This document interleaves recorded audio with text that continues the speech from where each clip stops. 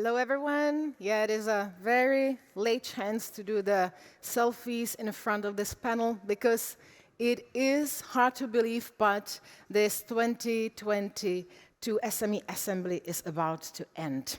We have the closing session, and I hope that these 2 days were most stimulating sessions you've ever went through. Those also provoking 36 hours. No matter if you heard the session being taken by the distinguished professors or business leaders or just rising star as our new winner of essay competition, Victoria Vaz is. I hope that also you, the delegates being here, either present or online, enjoyed it as much as we did. And I hope that you'll still be contributing on our application, which I said at the beginning will be here for you throughout the whole year as a tool how to communicate with your partners and with your, hopefully also, we believe, friends. The purpose of this session is to send you off with some concrete ideas of how SMEs can be supported in these uncertain times, and in order to achieve a more sustainable European economy. Our keynote speakers will share their highlights of the past 1.5 days, as I said, and we hope that they will set up the top priority for a sustainable and digital transition.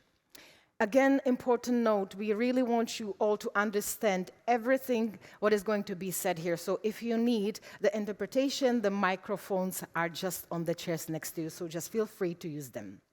And now, please, let me introduce here the first speaker, Mrs. Outi Slotboom, Director of Strategy and Economic Analysis in the Directorate General for Internal Market, Industry, Entrepreneurship and SMEs of the European Commission. Hello, Outi.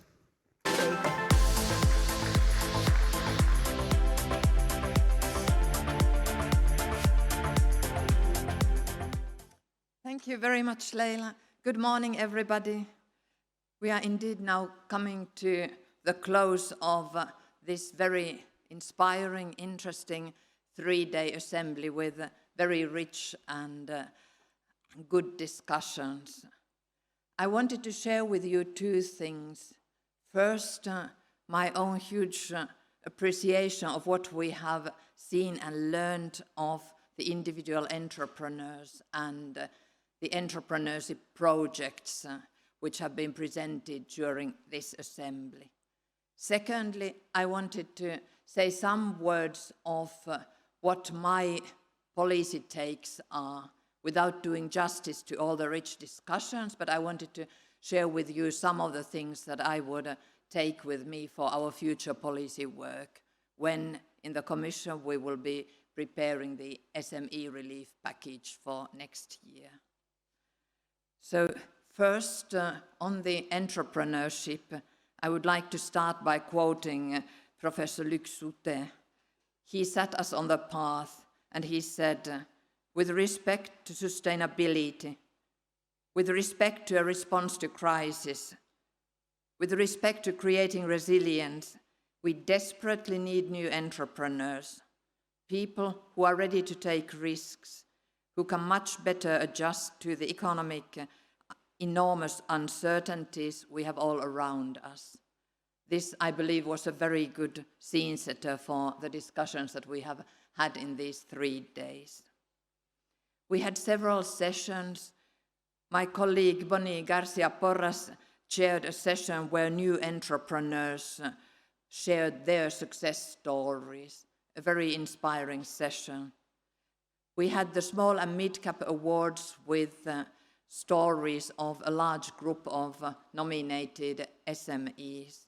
And finally, we had the EPA Awards yesterday evening with a lot of very successful projects on how to support entrepreneurship. These were very inspirational to me, and I hope that you also found things to enrich your own thinking or to learn from good examples which have been highlighted. Now, turning to the economic context and the policy takeaways. We had a session this morning which was a bit the scene setter on the economic performance and where we see SMEs going. We are, as some people call it, in a perma-crisis. We had a lot of supply chain disruptions around. We suffered from the lack of many critical raw materials, issues with logistics, finance during the pandemic. The illegal Russian invasion in Ukraine made the supply chain disruptions even worse. We are now also facing very high inflation and skyrocketing energy prices, which remain a major challenge to many SMEs. We have heard of a lack of skills as one of the key obstacles to SMEs which want to prosper and grow. In terms of looking at the individual measures in individual areas, in the panel on digital transition, there were discussions on what SMEs learned. The pandemic already gave a big push to digitalization. However, small companies in general still lag behind the larger ones in terms of the uptake of digital tools and in terms of skills. Among the many things that were mentioned as possible policy tools were a strengthening of the digital innovation hubs to help SMEs, also help with cloud computing, artificial intelligence, and blockchain for data management were identified among the key issues. In terms of sustainable economy, the discussions on greening and climate-friendly transition, one could condensate the conclusions into a triple S. S for speed, the speed of permitting, S for scale of funding, and S for simplicity of regulation. We had discussions on skills, on access to finance, and finally, one topic which came out not only in the workshop or masterclass on the SME test, but also in many other panels, was the role of regulation in all this. We as the Commission got very many critical questions on how we prepare our impact assessments and how we make sure that the needs of SMEs are taken into account in the preparation of new legislation. This is a key area, as we have already announced. We want to strengthen the SME test and we want to have a better competitiveness check in the future work on preparing new legislation. Also, one takeaway from another panel this morning, which I would like to highlight, is that for greening, according to the survey that we have run in the Commission, for greening, SMEs face bigger problems with dealing with the complexity of regulation than actually they believe that costs would be the hindering factor. So addressing regulation which is accessible to SMEs is a key. So these are some of the very many ideas that we have taken very good note of during these 3 days. I again want to thank all of you for your active participation. I want to thank our Czech hosts for the wonderful event. And I want to thank the whole team behind this event. So thank you very much.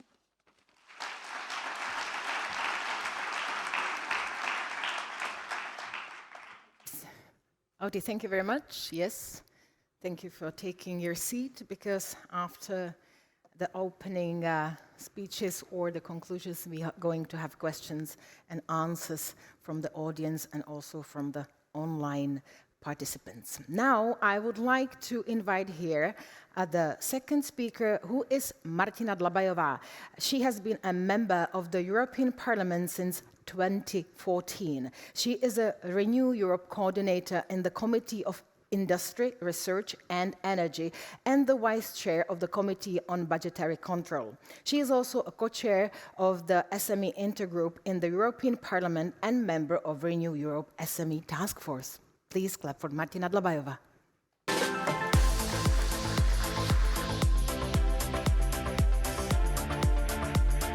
Děkuju. Thank you so much. Dobré odpoledne. Good afternoon. Thank you, Leila, for giving me the floor and warm welcoming here in this closing session. If I'm not mistaken, this is the third time I speak during these days at the SME Assembly. It is always an honor because SME Assembly is not only a great event, but I think it's a very necessary event.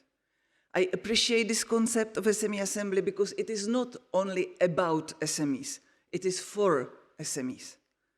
Thank you for organizing it and calling for concrete actions for millions of European entrepreneurs and small and medium-sized businesses who are facing many challenges this month, which are not only challenges for the future, but also our present. Here I feel home, and I don't feel home here only because we are in Prague, the capital of my home country, but also because SMEs are my home.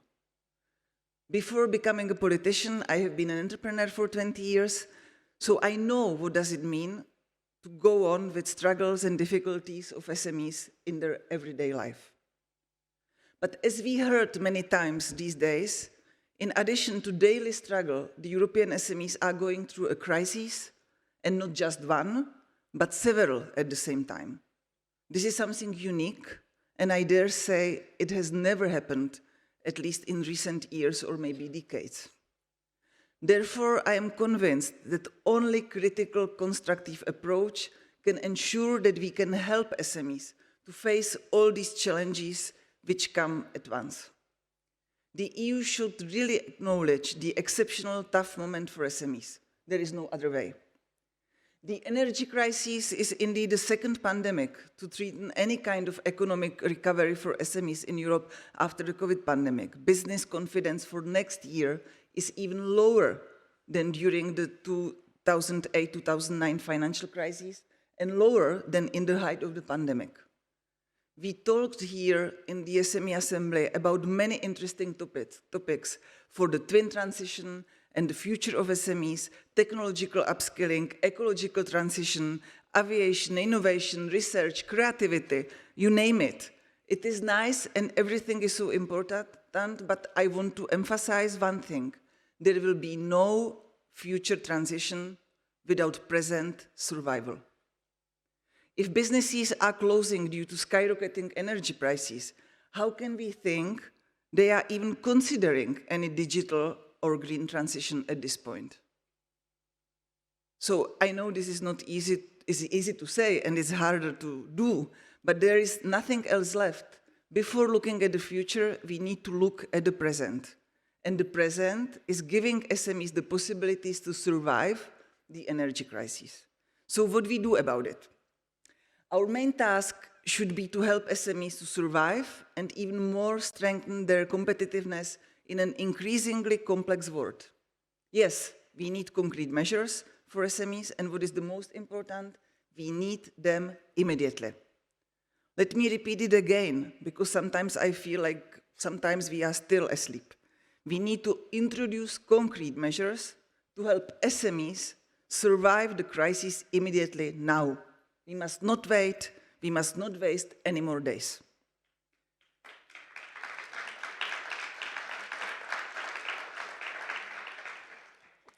Okay, we have this big challenge, but we know on the other side that the train with the daily duties is going on meanwhile, and it's accelerating and carries more and more.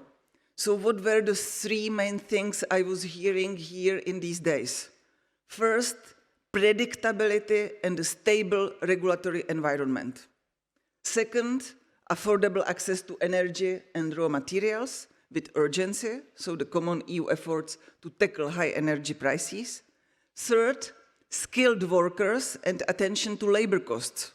So yes, dear Commission, we will need concrete actions during 2023 European Year of Skills. And yes, the question you just thought right now is correct. Would we, politicians, as I am here representing policymakers, and those of you who know me know that I don't give up political responsibility. So what can we do, politicians, do about it?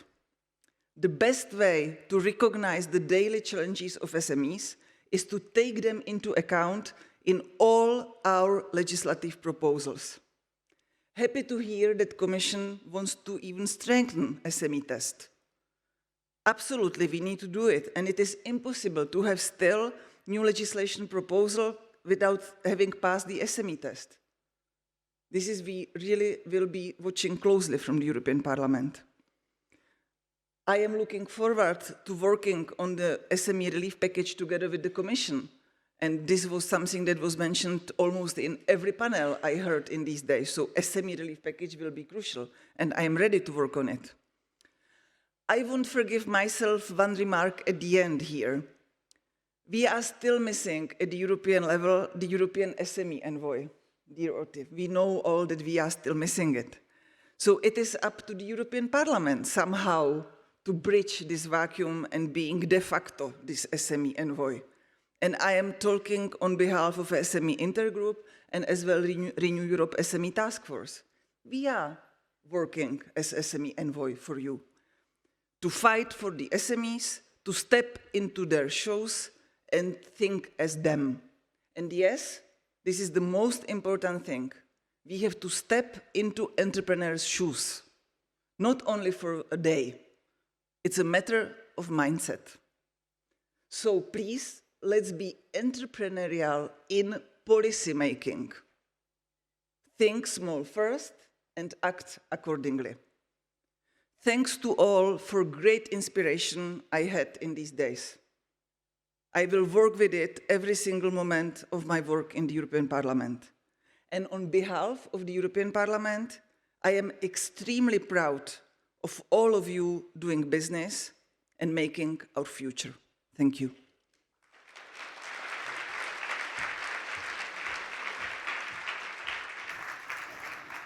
Thank you, Martina, as well. And our last conclusion speaker is nobody else than Ellen Coher, the president of the section for the single market, production and consumption of the European Economic and Social Committee since October 2020. He was appointed as EECC Group 3 member by Belgium in 2015.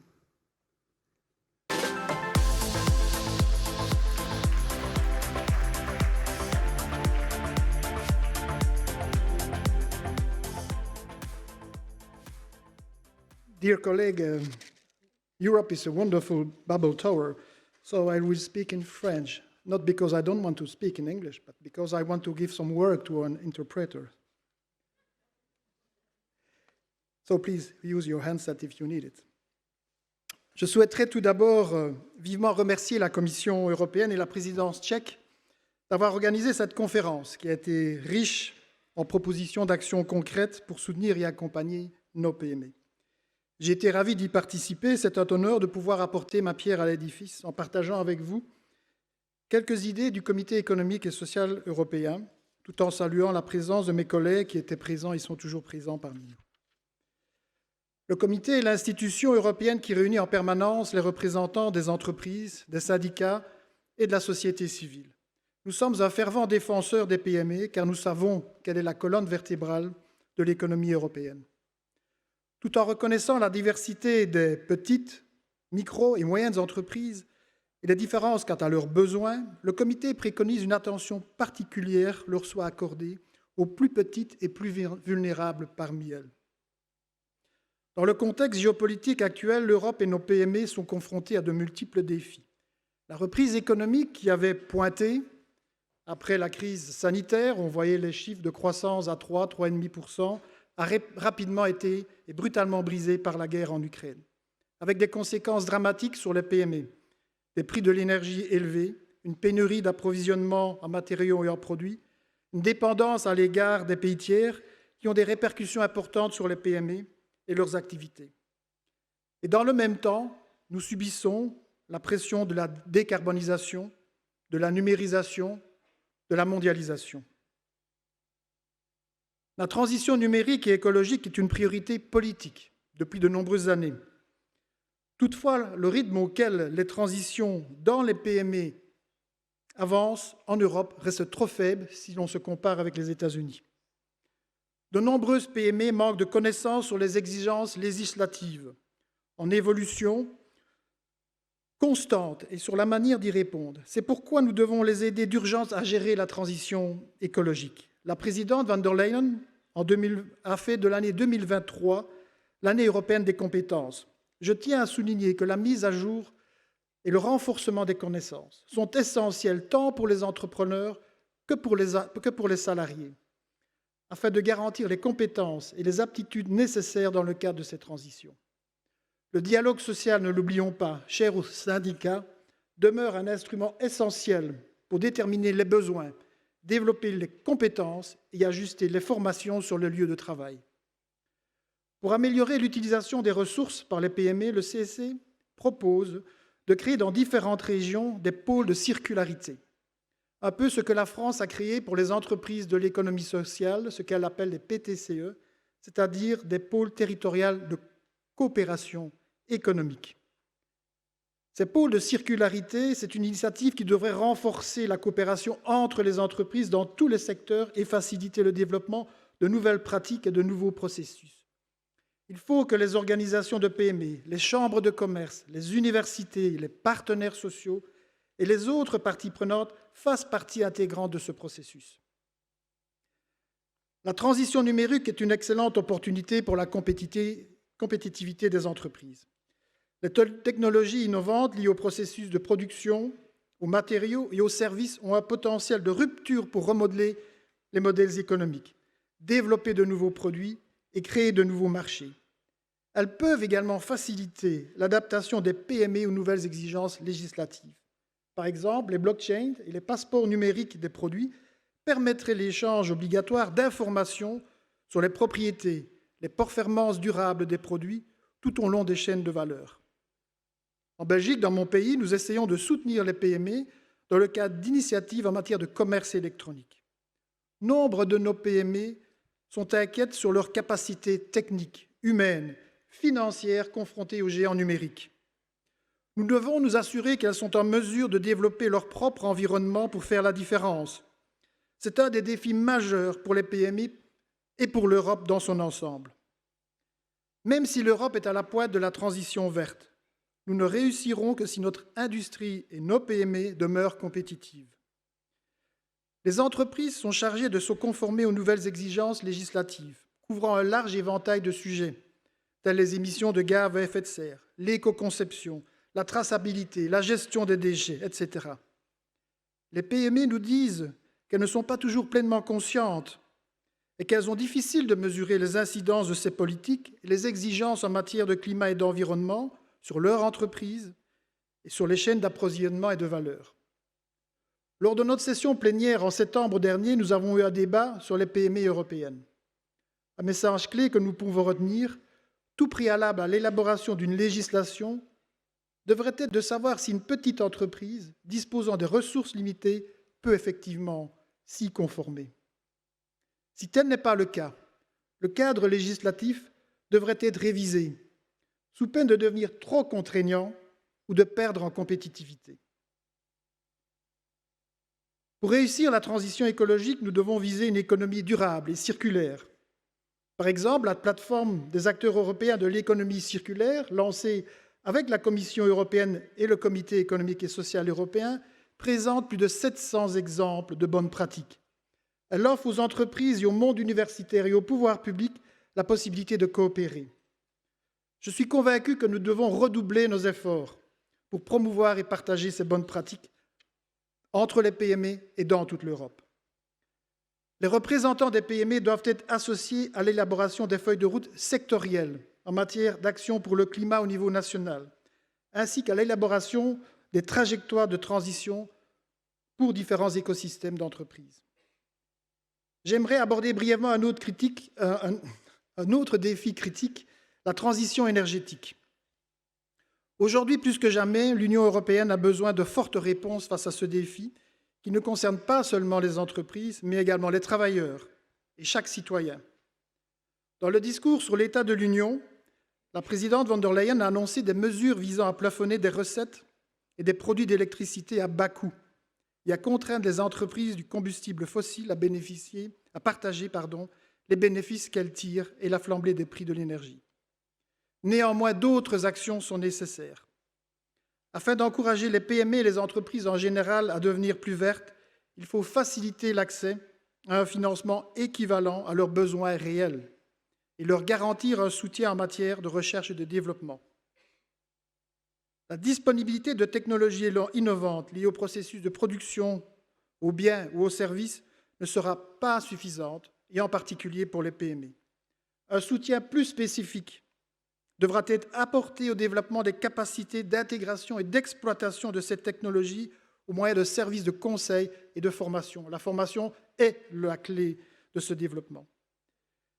Les questions liées au climat et à l'environnement ne sont pas seulement des questions de durabilité environnementale, mais constituent également, dans une large mesure, un élément essentiel de la compétitivité, de la rentabilité et des performances économiques globales de nos entreprises. En résumé, elles sont aussi strictement liées à la résilience future de l'industrie européenne.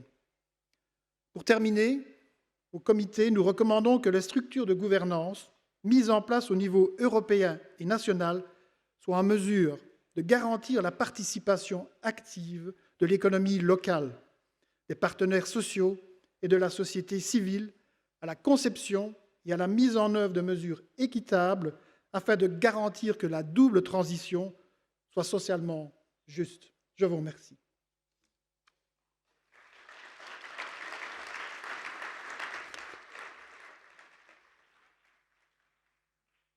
Thank you very much, Alan. Dear guests, we should have here another speaker, Kirsten Dunlop, but unfortunately she is feeling unwell, so she is sending her message. Let me read it now. Kirsten Dunlop is, as you all know, the CEO of Climate Kick, so she is really missing here. So we are very grateful and thankful she managed to send us at least this message. On behalf of EIT Climate Kick, we welcome the Single Market Emergency Instrument, providing much-needed and welcome relief to European SMEs in times of crisis. We would like to see that go further, acknowledging the likelihood of ongoing climate-induced crisis and the urgency of effective climate action. We believe it is essential to provide greater directionality and tailored support to all European SMEs to achieve a green transition in the next decade towards full sustainability, circularity, and environmental regeneration. And we see opportunities in the current European context to accelerate that. European SMEs account for more than 25 million companies, or 99.8% of the total number of firms operating in the European Union and Switzerland. A recent study conducted by SDA Bocconi pointed to a growing polarization between companies within sustainability plans and those without, with only 41% of SME owners surveyed responding that they have put in place a sustainability strategy or will in the near future. And yet, the majority of respondents in the study who are working actively on sustainability reported that having an environmental and social business strategy in place resulted in better customer satisfaction, better reputation, more efficiency, and even increased market share. Much of the effort to create sustainable businesses are informal and under-leveraged for reasons of lack of targeted support, capability, and capacity, and specific, easy-to-access green finance tailored for SMEs. As an innovation community leading Europe's efforts to pilot large-scale accelerated decarbonization of cities in Europe and neighboring countries through the Net Zero Cities program, we know that many of the solutions to this order of transformations lie with European SMEs. The European missions and the national recovery and resilience plans offer unprecedented opportunities for SMEs to bring sustainability ideas and business models to the table. The missions offer a framework for deliberate trial, learn, scale, place-based innovation portfolios in cities and regions designed to help businesses with sustainable solutions connect to one another and build joined-up transformative value propositions and new supply chains. On the part of businesses owners, this will require a willingness to collaborate and work closely with others, leaning into the power of acting together and of engaging with procurement, fiscal incentives, and regulation together, understanding that the green transition is not optional. Radical collaboration becomes an essential ingredient for transformation across the board. On the part of innovation communities and implementers such as ourselves, the challenge and the opportunity here is to respond to the urgent need for skills development, capability building, guidance with minimal friction, and the power of systematic networking support, scouting businesses opportunities and potential fit in rapidly growing markets. We are also learning that policy labs and regulatory sandboxes are an essential ingredient to enable rapid policy adjustments, to support implementation of new business models, materials, logistics, and technologies.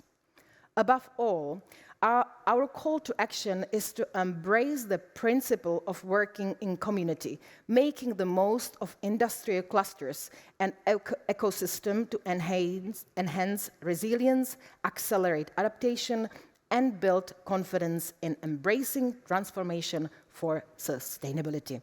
Together, we can do this. So this was the message from Kirsten. We thank her that she managed to send it, and of course, we keep cross fingers so that she recovers fast.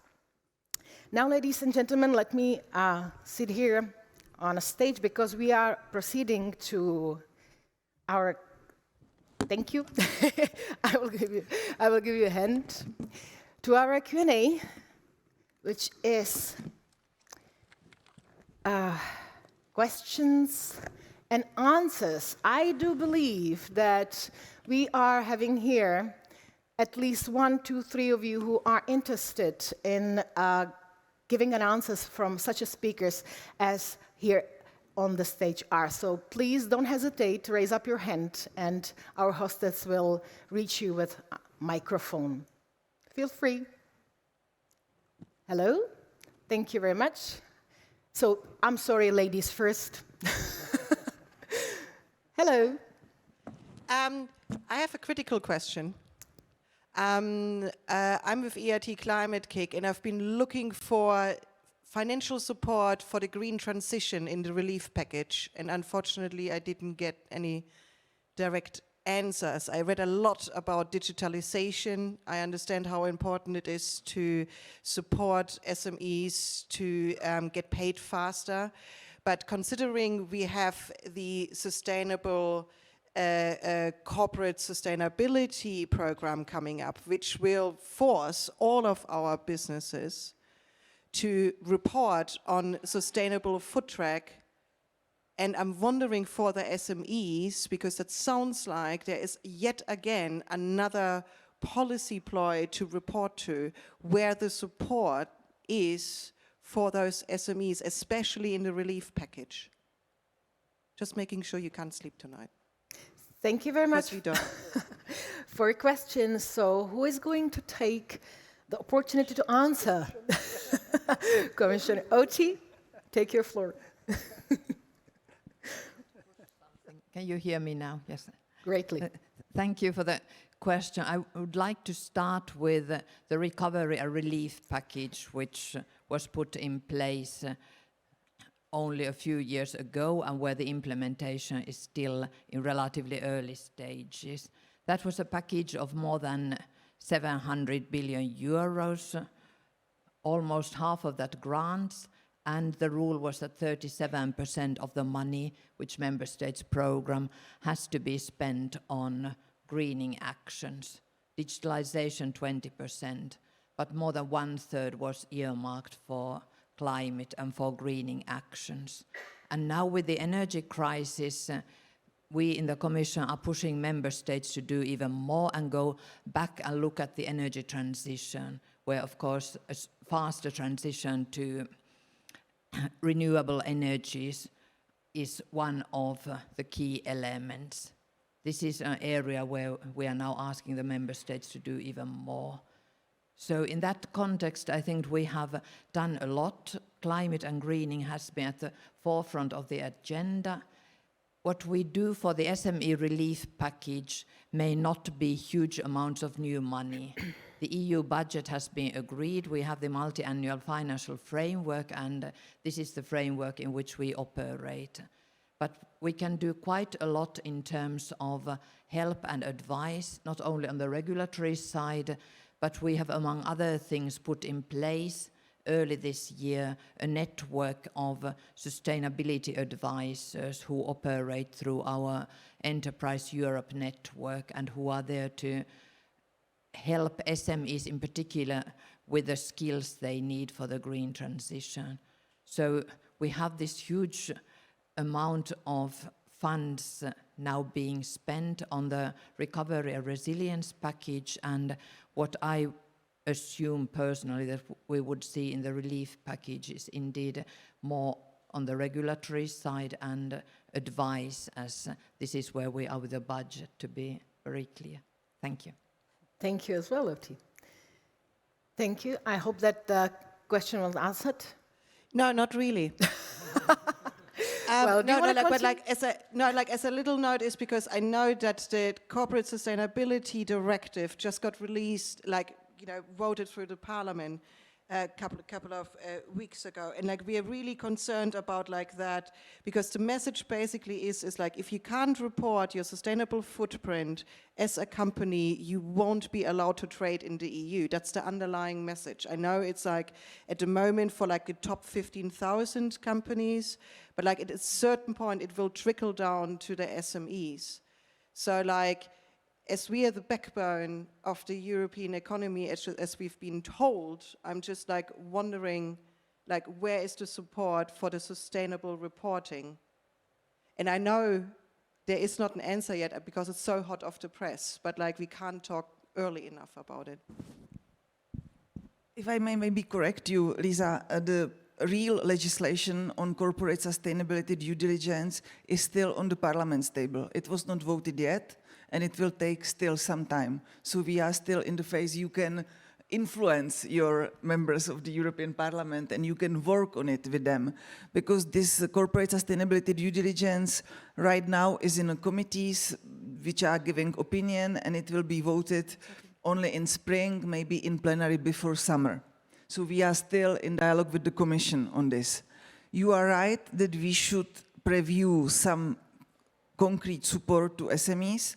And I will stop here because I would be very critical, because I am default critical for this corporate sustainability due diligence, and I think that impact on SMEs will be huge, and even support will not help. The impact will be huge. So this is something we are right now working in the Parliament, and I am not sure if we can preview something in SME Relief Package, which I am curious myself as well, what will be the content of the relief package, but I am not sure if there can be something which can help with these new measures. I think it's a perfect opportunity to yet again talk about an SME envoy, just to continue the story from the last years, but just making sure that we have that in the minutes. Good.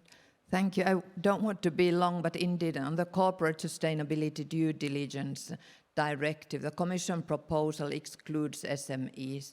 We are very much aware of the fact that there could be a trickle-down effect, but this is also why we have emphasized the proportionality dimension. But indeed, I see the frustration here, and I think we should continue to the next question. Yeah, thank you for understanding the panel here. And, well, at least you know that how to address your questions and also maybe your comments. I think that Martina will appreciate it. Thank you, and thank you for your upcoming question to this gentleman. Thank you. My name is Arthur ten Wolde from Ecopreneur Europe. So we are the European Sustainable Business Federation. I speak on behalf of 2,900 SMEs from 7 member states that have already put in place sustainability measures or are now fast following. And actually, about this remark, we are happy with the CSRD, and we think it's important that there is a trickle-down effect because it will allow SMEs to take into account what the effect of sustainability is on their business processes. And we're also happy with the Council and European Commission that they took into account that it will have low administrative burden, because that is, of course, crucial. But my real question is about the following. I was disappointed by the summary this morning of the policy measures because I missed 2 elements that we emphasized yesterday that we think are really important for SMEs, for all 22 million of them. The first one is vouchers. There is some experience with vouchers, hopefully there is more, and they can help easy access to finance for SMEs, like vouchers of 5,000 or 10,000 euro for an innovation plan that is eco-innovation towards circularity. And these could be divided at the regional level, and Luc Soete also pointed out how important it is to work at the regional level, and maybe I did not understood everything from Mr. Alain Carreur, but maybe you said something about circularity poles. We propose, as Ecopreneur Europe, to found about 100 regional circularity and digital hubs, so in each region in Europe, to help SMEs concretely to become digital and circular. And there are good examples already, like in the Netherlands. So could this be included in the SME Relief Package?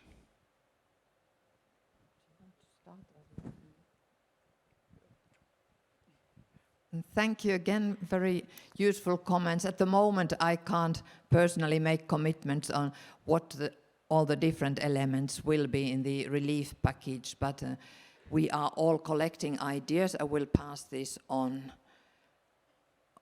I still would like to say that we have a lot of activities to support innovation, including the innovation hubs and the different advisory activities that we run through our different networks. On vouchers, innovation vouchers have been tried to some extent. What I would like to highlight is the intellectual property vouchers which we have in place, which could be a key element in the direction that you mentioned, helping SMEs get help when they have an innovation and want to have protection for it. I just want to add, it was an excellent comment, and you highlighted something which is very important for all of us, which is the synergy between European level and local or regional level. And this is something we should push more. We have a lot of stakeholders here from different local and regional levels. Maybe we could consider together for next SME Assembly to have regional politicians as well, because this would really complement a synergy between all levels. So excellent point, thank you. I will continue in French. Nous avons effectivement, nous soutenons l'idée des pôles de circularité. Alan, can you wait for a second? Yeah, because I wait, everybody I wait, will, I wait. most of the participants will. They're waiting be for there. me. Thank you, yes. Thank you. Non, je pense que les pôles de circularité, ça répond... Moi, je suis persuadé qu'aujourd'hui, dans le développement des petites et des moyennes entreprises, ce n'est pas de la compétitivité dont on a nécessairement besoin, c'est de la coopération. Je pense que dans les territoires, nous disposons de l'ensemble des ressources nécessaires, à la fois à travers, dans les régions, l'appui des municipalités ou des pouvoirs régionaux. Nous disposons d'universités qui créent des start-up. Nous disposons d'un tissu économique qui est relativement étendu. Nous devons créer de la coopération entre les différentes PME pour les renforcer et pas nécessairement de la concurrence qui parfois peut déforcer et faire disparaître certaines entreprises. Donc ces pôles de circularité sont vraiment des lieux régionaux qui permettraient de rassembler l'ensemble des forces vives économiques et politique avec des objectifs communs sur le développement des entreprises. Je pense que c'est un des aspects sur lesquels on doit travailler et faire face également aux nombreux défis. Il n'y a qu'ensemble qu'on pourra relever tous ces défis-là. Merci beaucoup. Alan, thank you for the answer. Ladies and gentlemen, now I would like to give an opportunity to the audience online, which is going to be presented by our colleague Karen, who is there in the corner with the mic. Karen, can you please? Thank you, Leila. We have one question from the online community. Will the European Commission provide new funding or support to help SMEs identify the right energy solutions to help them save money?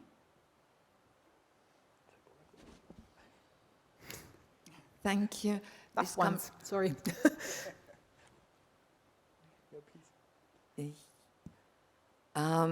This goes back a bit to what I said. Our budget is regulated under the multi-annual financial framework, which is multi-year, and we will not have new money. However, there is a lot of unused money under the Recovery and Resilience Facility, which we are encouraging member states to use for the energy transition, including SMEs.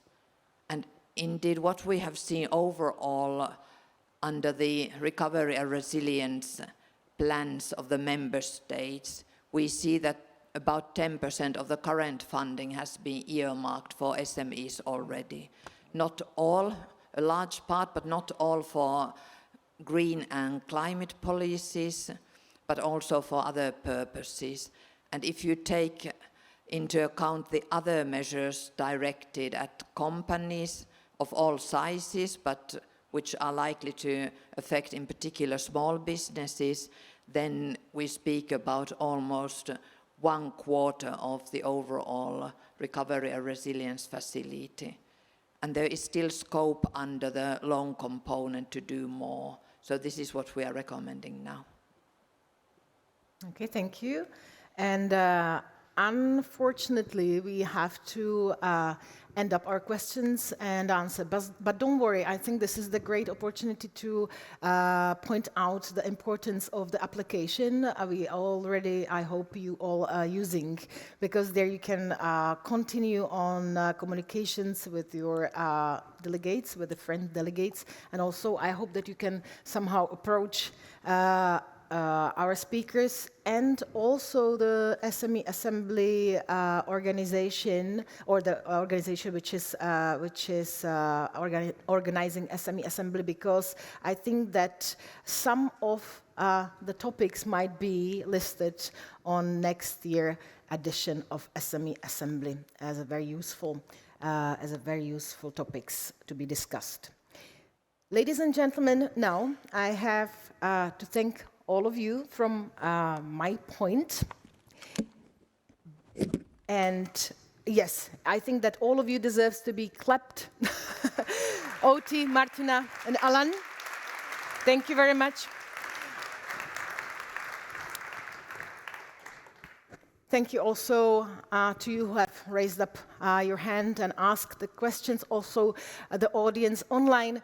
And now there is actually not very last, but from my side, very last person to say and welcome here on the stage. It is a man, and I have a quite nice way how to welcome here on the stage. They say that intelligent men will open your mind, that the handsome men will open your eyes, and the gentleman will open your heart. And here, ladies and gentlemen, is the man who will and who is able to do all three in once, and will now. So, Andre Meyer.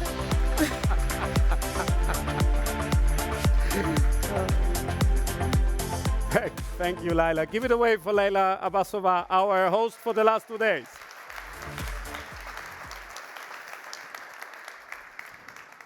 Ladies and gentlemen, the end is nigh, but only the end of the SME Assembly, so don't worry. As you know, we're co-organizing this event always with the Council presidencies of the second half a year. That's why we are in Prague, that's why we are in Czech Republic. And that's why my first duty in this little handover and closing is to welcome to stage Marian Piecha. Mariane, prosím, Deputy Minister and SME Envoy for Czech Republic. Please, Marian. Well, dear colleagues, I think it was fun. Well, we learned a lot. I especially enjoyed the last discussion about the relief package. It seems like the almost Christmas in Prague, because everyone, when is talking about the package, expecting the presents. So we are looking forward to what will be the Commission present to the SMEs. Maybe if I could have a little Christmas present, it's not really about what will be in the package as a nice surprise, but rather what we will see outside of the box. I think the situation now for the SMEs is quite difficult. We have mentioned today and yesterday inflation, high energy prices, disruption in subcontracting chains.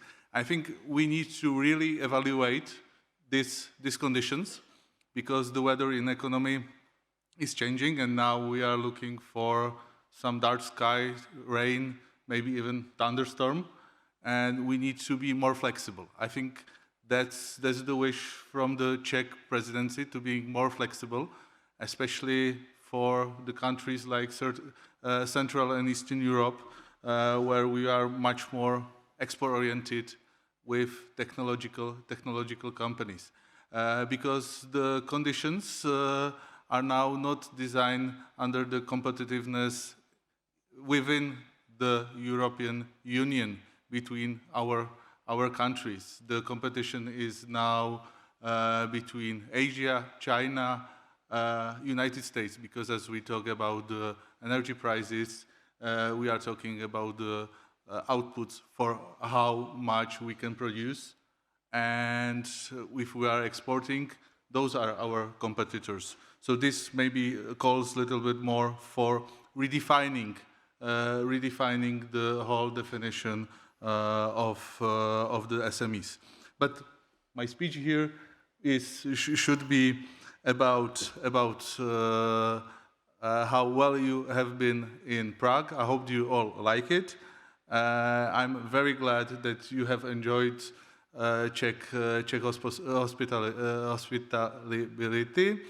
I'm very proud that we could offer you a good Czech cuisine and show you at the exhibition some great Czech designs, some great Czech technological companies that some of you who are in the Central and Eastern Europe for the first time can see that there's a potential here. And we will see each other in Stockholm. Then we will see each other in Spain, in Balboa. So I'm looking forward to that. Thank you very much. Thank you, Marianne. Díky moc. Thank you. Thank you. So we're handing over. We're handing over to the next SME Assembly presidency. That's the second half of next year, and that's Spain. That's why I have the honor to invite to stage Maria Muñoz, the SME Envoy for Spain and our host for next year. Maria, please.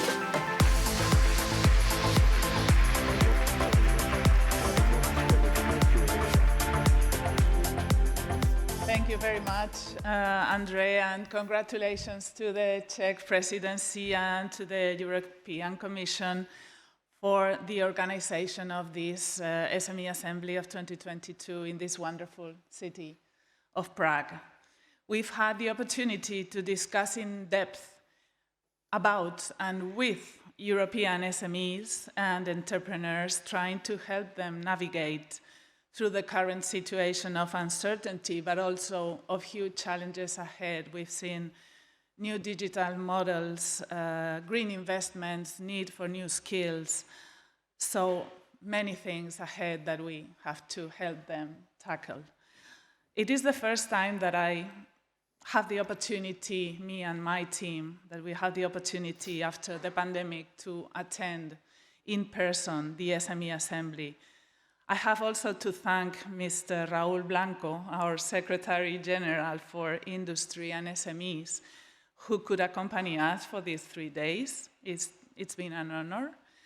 And what we take back home is enriching discussions, lots of contacts with this thing, and a true sense of Europe.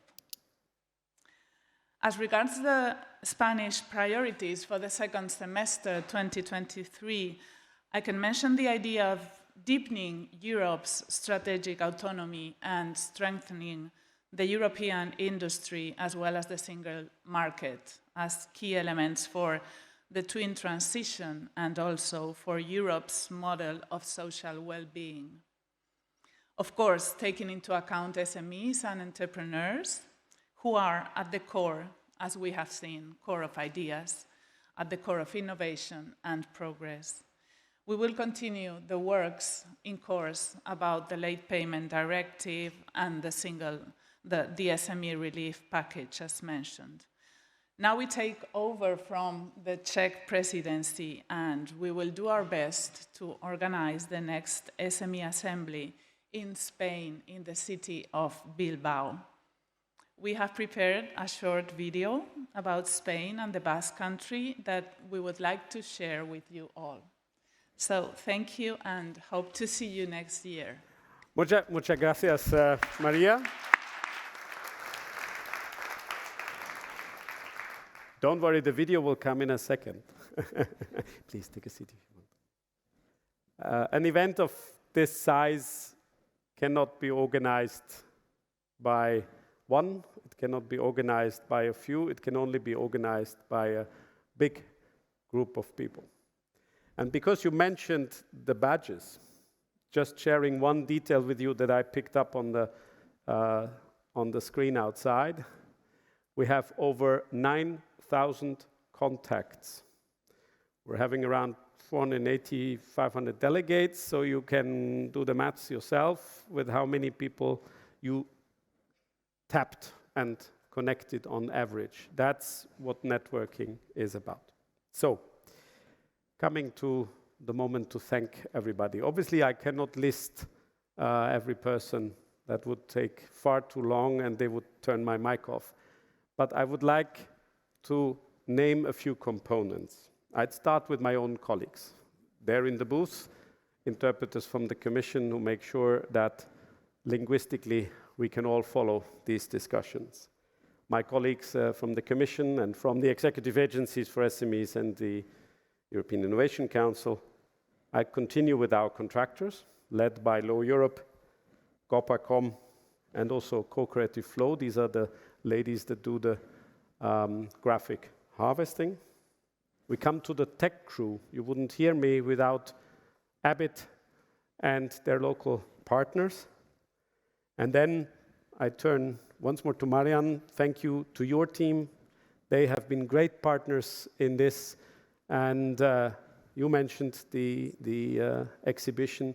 You see that this is really great also for individual companies to come to this event and showcase what they can do. So thanks, Dicky Modes, gracias.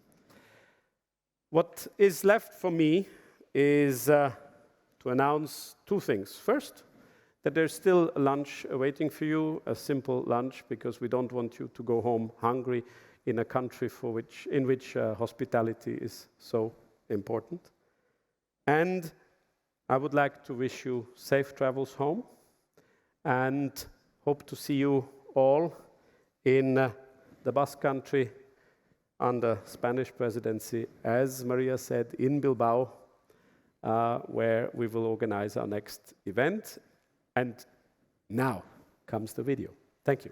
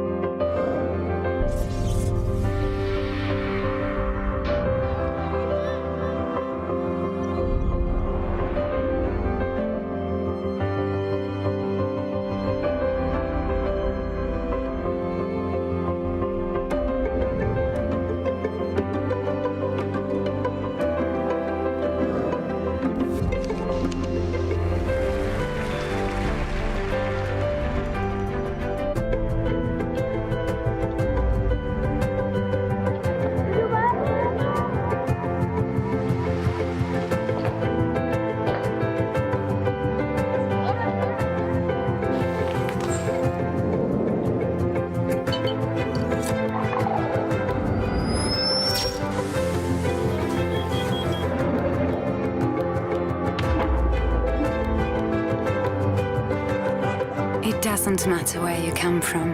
Once you discover Spain, a part of it remains with you. Spain is part of you.